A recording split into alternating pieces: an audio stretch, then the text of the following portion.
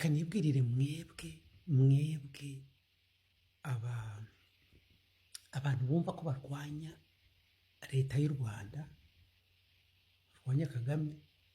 Ndababwiza ukuri, muriho muratekereza nk'abana.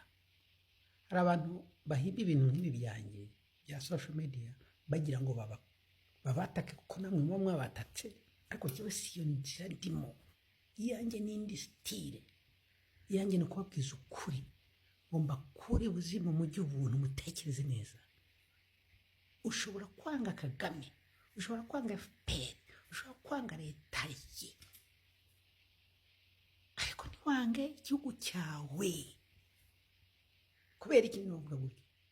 Wowe bivemo, niba ufite wenda icyo wirega, yenda ko waba warakoze jenoside, niba se ntayo wanakoze, ahubwo yenda ko wavuze ngo awa ku mugani wa Tito Rutaremara, cyangwa se niba ufana gusa warafanaga none ukumva ko inkotanyi zakunesheje, zanesheje leta ririho, ibyo birashoboka.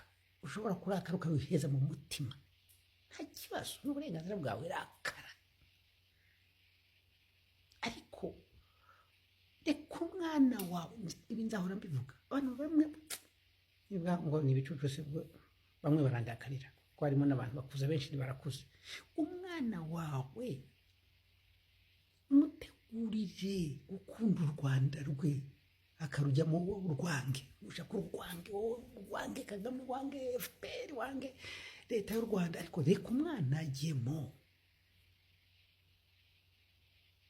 Niba udashaka kuba yenda ujya mu bintu bimeze nka biri muri structure ya diaspora, structure ya FPR cyangwa ibintu nk'ibyo, wibijyamo.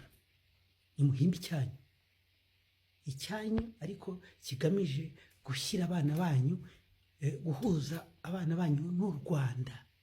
Narabivuze na mbere, abo bana banyu bashobora kuzavamo ababa ba perezida cyangwa uwo ba perezida. Abana banyu bashobora kuzaba minisitiri, bashobora kuzaba abantu bakomeye muri kiriya gihugu. Ariko wowe mu myaka yawe niba ufite, kuko abantu benshi bafite ibitekerezo bipfuye, bari mu myaka nk'iyanjye. Nanjye naje ndi umujene ariko ndi umusaza, ko naje mfite 33 nk'iya Yezu yapfiriyeho. Nari nzi ko nzapfa vuba, sinapfa. Ubu abenshi bari muri 50, hagati ya 50 na 70. Ubwo se mu myaka 30 uzaba warapfuye, ariko wa mwana waramufunze ukamubuza, ugakata yaryo bayita ngo iki, iriya ntuzihuza umukondo n'intuzi, ukamukata ukamubuza u Rwanda. Ubu urumva Perezida Kagame yamara mu buzima bwe indi myaka yindi 50 akiriho, ntaba yarapfuye. Uwo mwana se uriwe mukira, ariko iyi mitwe yanyu n'ibibamo iki? Suko mbababaye cyane, nuko bibabaje. Jewe ntabwo ndi pasiteri, ntabwo ni padiri, ariko niyo ndeba abantu batekereza ukuntu upfuye kuranyica. Kandi nabo bana bafite makenge banga bagaca iyo ntuza, uwo mukondo ubahuza n'u Rwanda, ngo nuko ababyeyi babo bababwiye cyangwa nabo ni bicucu. Nabo naza kwita ibicucu n'ababyeyi banyu kuko barakuze, benshi baranduta. Ariko harimo n'abatungana. Muri mu biki? Niki mutabona? Ntabajya se bakabaha n'imirimo myiza, ntababyimbye bakabaha n'imirimo myiza.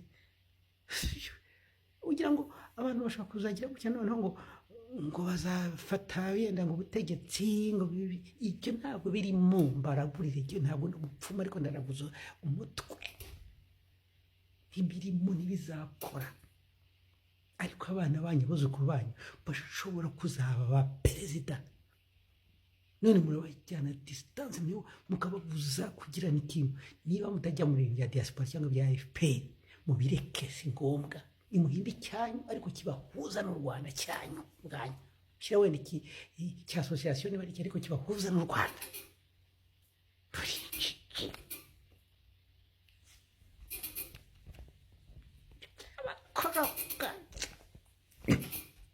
Tanga kuvuga cyane umuntu akangura umugore. umugore nawe yahita anyirukana, ahita amenesha, akaceceka, ko nzajya mubwira